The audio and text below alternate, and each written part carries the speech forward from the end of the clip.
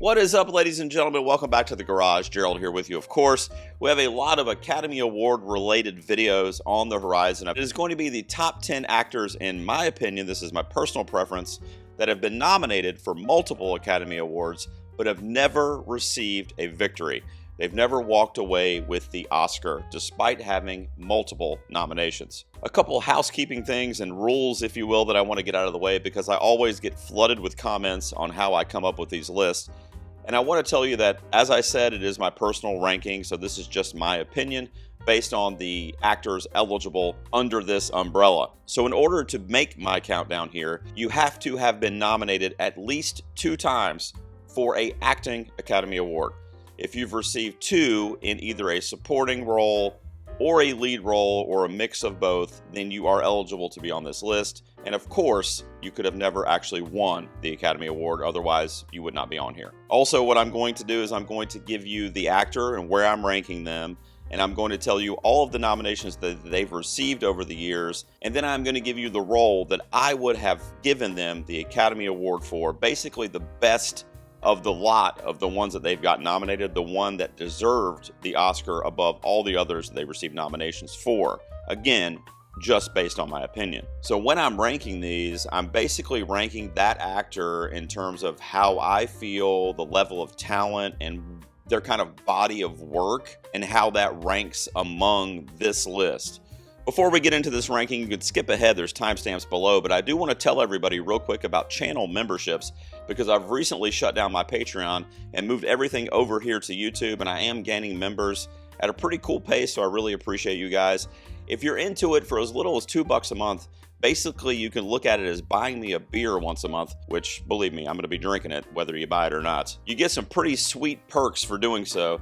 A ton of custom emotes that you can use in the comment section on any of my videos or on my live streams. They include a literal emoji of my head with the beard, don't worry. You also get Timothy Chalamet, perplexed, Mikey Madison holding her Oscar. God, I love that. The mother from Parasite. I recently added Tom Cruise giggling like a fucking maniac. You'll also get Toni Collette doing what she does best, mothering. And of course, Queen Ariana Grande sipping some metaphorical tea. Not only that, you can join member-only live streams at least once a month where I do my brainstorming sessions for my Oscar predictions.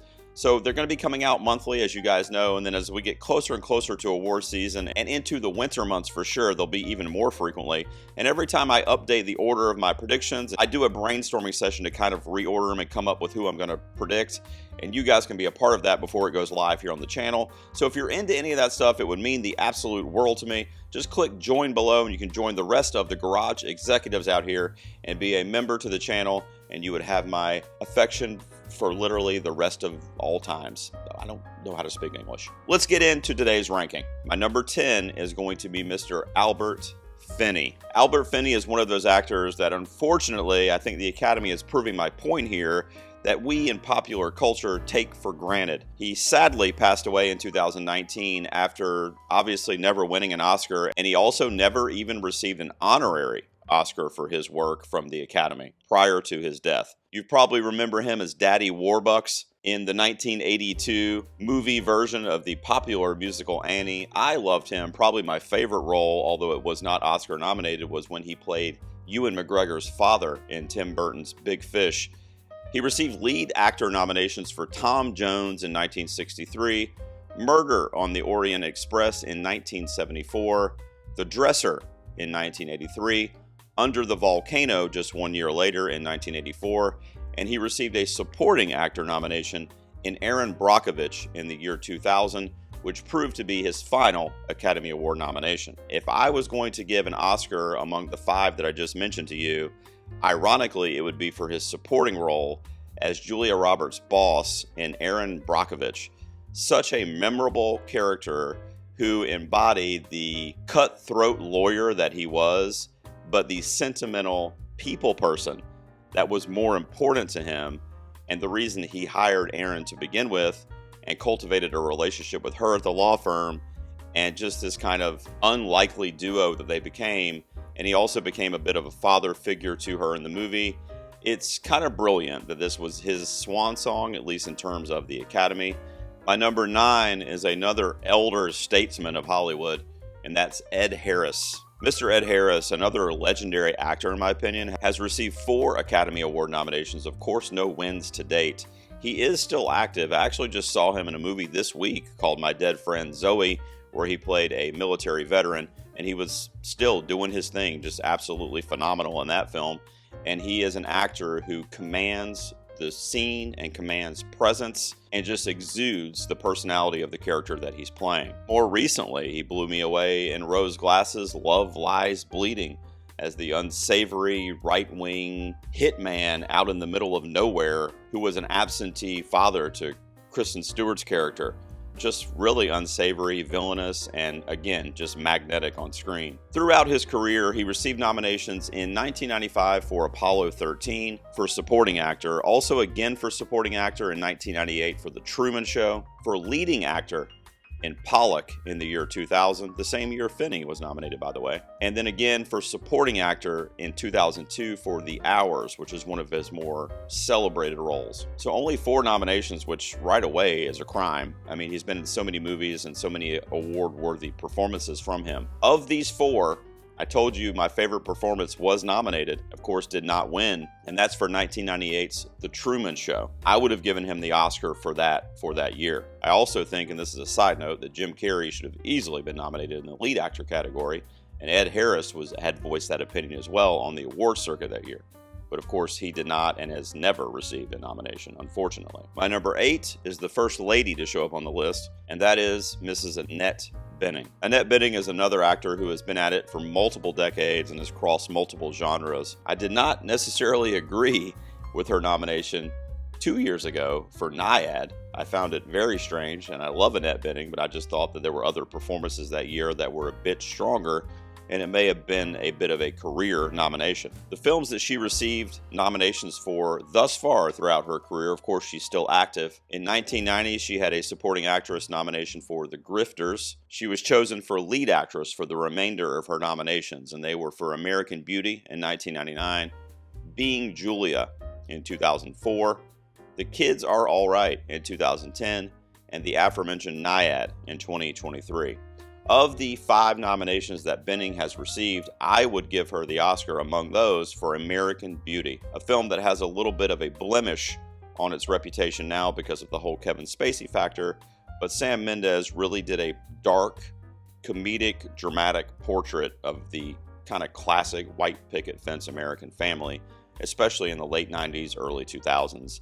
And Annette Bening really just captured that kind of American housewife slash, I know she was a real estate agent and doing her gardening, and it was a very compartmentalized performance that dealt on so many layers and showed the importance of the matriarchal figure.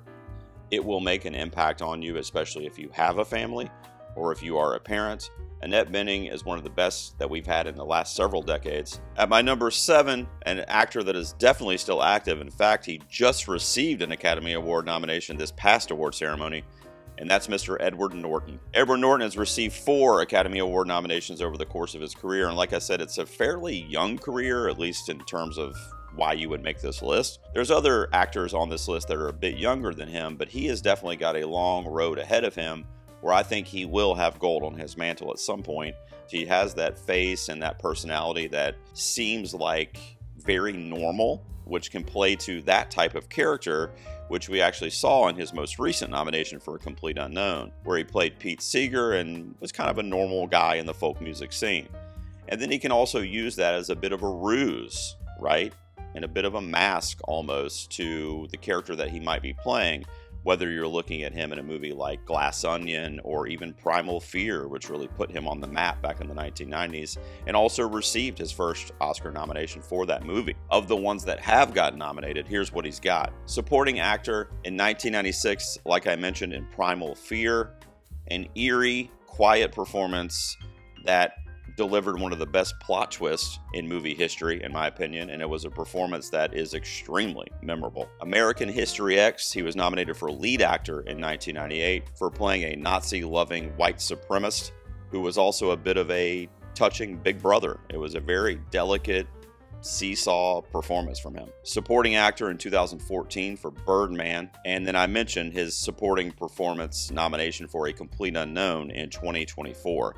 I think just from the craft of acting and what he did with the material and what he did on screen with the lines and the mannerisms and the character, and having, I mentioned it was a bit of a seesaw, having that very nuanced, emotional, delicate sibling attachment, family attachment, and then having that very unsavory, unorthodox, despicable, ugly, evil side as well, and never knowing which side of him we were going to see.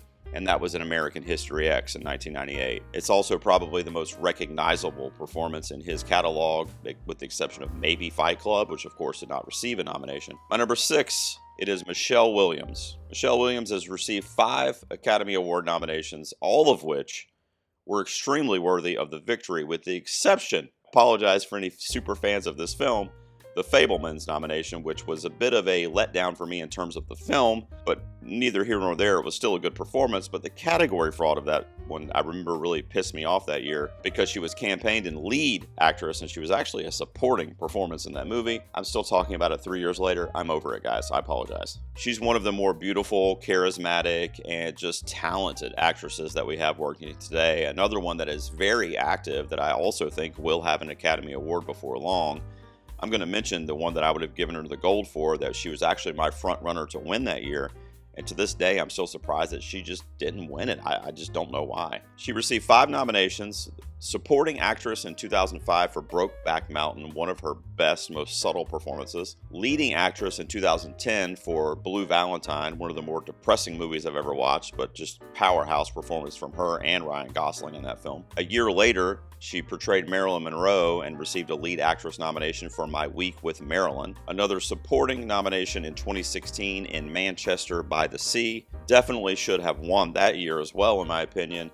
And Casey Affleck did end up winning despite some controversy in the news surrounding him for lead actor that year. And then, as I mentioned, in 2022, the lead actress nomination for The Fabelmans, which is probably my least favorite among these. From those listed there, I would have given her the Oscar for My Week with Marilyn. How difficult must it be to portray Marilyn Monroe, a literal icon, legend floating above us in the clouds? I mean, it's unheard of that somebody would do that. And she did it with such gravitas and nuance and beauty and delicacy and a bit of lunacy in there a little bit. She was perfect in that role and really took that snapshot week of Marilyn Monroe's life to portray how it probably felt for somebody like her dealing with what she was dealing with in the public eye. Michelle Williams did something extremely phenomenal in portraying that Hollywood icon, and I would have loved for her to win the Oscar for that. As we get into my top 5 here, the next 5 I think are definitely going to win Oscars. I think that all of them will have the gold at some point, probably in the next 5 to 10 years. Every single person that I'm going to mention on the remainder of this video, I think will be an Oscar winner. When I'm putting this actress at my number 5, a lot of people are going to say, if they know me or they know my channel, are going to say, you didn't put Timothée Chalamet on your list. Spoiler alert. He has the criteria to make this list, receiving enough nominations to do so. But one of the main reasons I kind of left him off the 10 is because it seems almost too easy that he's going to get an Oscar maybe as early as this year for Marty Supreme. So while I do think if I was ranking my 10 favorite actors that have at least 2 nominations, that would probably be a different list than the one I'm doing here. Timothée Chalamet would probably be on there. In fact, he might be my number 1. But my number 5 is in a similar boat, although she has twice as many nominations as Timmy, even though they're in that same kind of era and age bracket and coming up together, really, and frankly in a lot of the same films that she's received nominations for and perhaps he hasn't. I'm talking about Saoirse Ronan, and she's my number 5. Already has 4 Academy Award nominations. A lot of people thought she might have had her 5th one this past year, whether that would have been for supporting, for Blitz, or whether that would have been for lead for a movie called The Outrun. Neither one of those ended up materializing, but they were both very, very good performances that were Oscar worthy. Saoirse is the youngest on my list. Like I said, I stayed away from that for the most part, but the fact that she already has 4 nominations, 2 of them I felt like were almost, she was the favorite almost, at least leading up until the last act of award season, if you will. She's one of the very few, I think, that every single project she's in, unless it's some kind of weird slapstick comedy, is going to get awards attention. Everything. I just mentioned The Outrun and Blitz earlier. She's already kind of cemented herself as an actress where if you see her name on the marquee or on the cast list for the top 2 or 3 billed, it automatically makes that movie an Academy-friendly film. That's the type of prestige that she's already garnered. She should already have 2 Oscars, in my opinion, among these. She's been nominated 4 times. She got her first one in 2007 for Supporting Actress for Atonement. The rest were for Lead Actress. In 2015 for Brooklyn. In 2017, should have been a win, for Lady Bird, also with Timothy in that movie, by the way, and Timothy with her again in 2019, where she got the Lead Actress nomination for Little Women, Greta Gerwig's film, which she also should have won for, in my opinion. Now, what is my favorite? What would I give her what's the one movie of these that I would give her the Oscar for?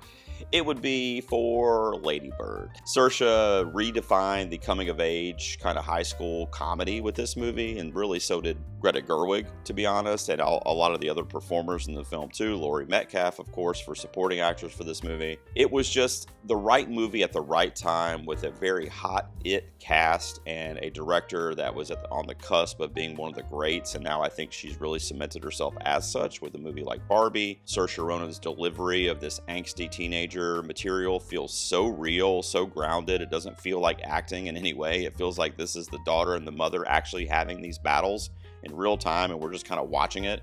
My number 4 is an actor who has the most nominations on this top 10. 13 Academy Award nominations for this guy, who is still active, who is still receiving nominations, but is not winning. But my number 4, what are we doing, guys, is Mr. Bradley Cooper. Now, ironically, I would probably, above all the 13 nominations, I would probably give Cooper the Oscar for direction for A Star is Born. That is probably what he really should have won the Academy Award for that year. But he is on that level of a Brad Pitt or a George Clooney, where he is a Hollywood star. You know, a lot of people have the debate in their mind or on podcasts. I've heard people talk about it. Who's the last great movie star? Do we still have movie stars? You know, of the old days, you know, old Hollywood, they were movie stars. You know, they went out, they were celebrities, and it wasn't like a TMZ thing.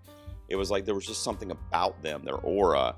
I think Bradley Cooper is one of those, in my opinion. He is a bona fide movie star. And not only that, the guy is an artist. I mean, he is doing stuff with the camera and when he's acting, and it's phenomenal. It's captivating. In terms of acting, the nominations that Bradley Cooper have received in 2012 for leading actor for Silver Linings Playbook, supporting actor in 2013 for American Hustle, leading actor again in 2014 for American Sniper, and leading actor in 2018 for A Star is Born, and then in 2023, most recently, leading actor for Maestro. Again, this does not include all the producing nominations he received, the directing nomination he received, and the writing nominations he received over various projects over the years. But based on these acting nominations, the one that I would easily give him the award for would be his portrayal of Jackson Maine in A Star is Born.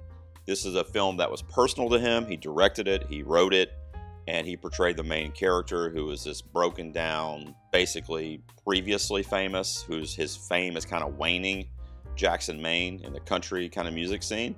But his version was much more of a dealing with internal battles and grief and alcoholism, and it was much darker than a lot of the other iterations that we received.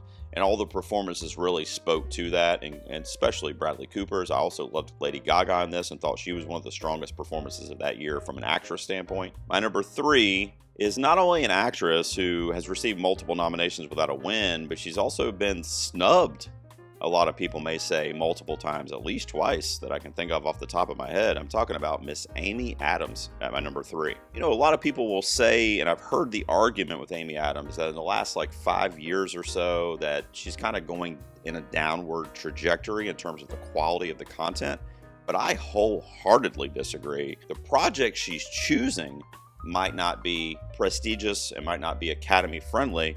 You know, you think of The Woman in the Window, or even Night Bitch that came out last year, which, by the way, I loved and thought her performance should have received a nomination for that.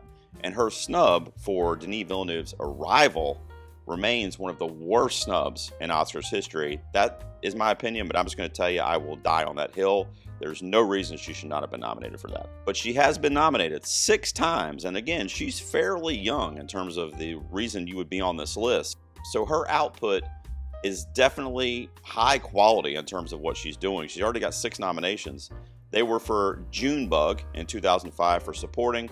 She also got a supporting for Doubt in 2008, The Master in 2012, the PTA film, finally a lead actress nomination for American Hustle in 2013, and then back to a supporting nomination most recently in 2018 for Vice. Of these, Queen Amy Adams, I would have to give her the Oscar for her turn in The Master as Peggy Dodd, the wife who was there for her husband and was going to go through all the controversy, all the grit, all the glamour, didn't matter, to get his message out to the world.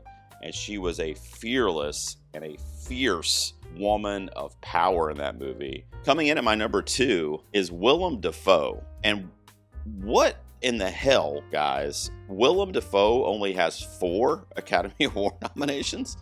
Is absolutely astounding. I don't understand what the Academy, what is going on in their offices when it comes time to talk about the Academy Award nominations, that we're not giving Willem Dafoe a little bit more love here. I mean, this guy has been around literally forever, turning in some of the more courageous work, because he will take roles and work with filmmakers. He's actually kind of gained a reputation of it now, whether you're talking about Robert Eggers or Yorgos Lanthimos, whatever, where he'll work with these filmmakers because he knows they're going to challenge him. He's not just going to show up and read a few lines that he memorized. I mean, he's going to, be buried in Oreo crumbs in the lighthouse, for example, with worms coming out of it. Now, a lot of it will have to do with his looks, obviously, and his physical appearance, but he's so memorable. I mean, you can't forget him when you see him in a movie, and especially when he's playing these crazy characters, whether that's in Poor Things. Like I said, has only received 4 Academy Award nominations in 1986 for Platoon, and then he had a pretty long drought, and he was nominated again for Shadow of the Vampire, which is ironic after showing up in Nosferatu last year, but he was nominated for supporting for that, playing Max Schreck in 2000. He got a supporting nomination in 2017 in Sean Baker's The Florida Project, and then At Eternity's Gate, where he played Vincent van Gogh in 2018. He should have been nominated for The Lighthouse. I mean, I don't know what the hell we're doing. But since he wasn't, and of the ones that I have in front of me here, I would have given him the Oscar for The Florida Project. He's just so charismatic and charming and safe. Feels really safe to the characters in the movie, and you feel like he's protecting you, he's protecting them, and kind of protecting the story. And my number 1 actor that has received multiple nominations, at least 2, in this case, that's not going to be an issue because that's a lot, with no wins, my number 1 is Glenn Close. A national treasure, Miss Close is. She is fucking hilarious in her elder years as she's touring around dropping F-bombs, talking about her upcoming project in the new Knives Out film. I love her, and she's done so many things in the zeitgeist and in pop culture in America that have stood the test of time, whether that's family films and her taking her turn at Cruella de Vil, whether that's her quiet, supportive performance in a movie like The Wife, which she got nominated for a couple years ago. It's become almost a running gag, much like Diane Warren in the music branch, that she continues to be nominated for these performances that are all but one, I'll say, worthy, but she's not getting the victory. And in a lot of cases, when she gets nominated, it's almost like we know that's not the best performance because there's another one that's kind of running away with everything. So the timing always seems to be off for Glenn Close, where it's like a great performance, but we just know there's a favorite that's, sweeping the circuit. She's been nominated 8 times. The World According to Garp in 1982 for supporting actress. The Big Chill in 1983, one of my favorites, for supporting. Also for supporting in The Natural in 1984, a great baseball movie. Lead actress for Fatal Attraction in 1987. The next year in Dangerous Liaisons in 1988 for lead. Albert Nobbs, a big gap here because it goes to 2011 for Albert Nobbs for lead actress. Again, I mentioned The Wife for lead actress in 2018. And then one that I didn't really agree with, Hillbilly Elegy for supporting in 2020. It was a good performance by her. It was a little over the top, which I guess was the point of the character, but I felt like we were just nominating her because it was Glenn Close and it was kind of a soft year. So of the ones you see here, one of the most impactful movies in the last 100 years of all time, when I did my movie villains podcast, she was in my top 5 movie villains, and that's Alex Forrest from Fatal Attraction. Now, a lot of people say she's not a villain because she's, Michael Douglas is the villain. He's the one cheating and sleeping around, which I actually agree with. But she's painted as a villain in the movie and does some pretty unsavory things that a non-villainous or a sympathetic person would not be doing. Nonetheless, the performance was creepy and ominous and very scary. And, she's dealing with loneliness and the desire for acceptance from Michael Douglas's character, but also the want and desire to have the family and the kids and, not having that and having that pass you by. Glenn Close really, really dialed in this performance and made such an impression on millions of people and still is, and it is the performance of her career. I would have easily given her the Academy Award for Fatal Attraction among these. I did love her in The Big Chill. I did think she was great in The Wife as well. But for me, it would be Fatal Attraction. And Glenn Close, with 8 Academy Award nominations, is my number 1 who has never received a win. Man, some people think she might get nominated this year for the Knives Out film. I don't think she can win for that. Why are we doing this over and over again? Guys, that's it. So that was my top 10 ranking of actors that have received multiple nominations with 0 wins. What did you think of my ranking? What actor did I leave off this list that's gotten at least 2 nominations that you would have included? Or who would have been your number 1 if it was not Miss Glenn Close? Let me know that down below as well. Stay tuned to the channel for all kinds of stuff, and don't forget to check out channel memberships by clicking join below if you want to support me out here in the garage. I will see you guys next time in the garage.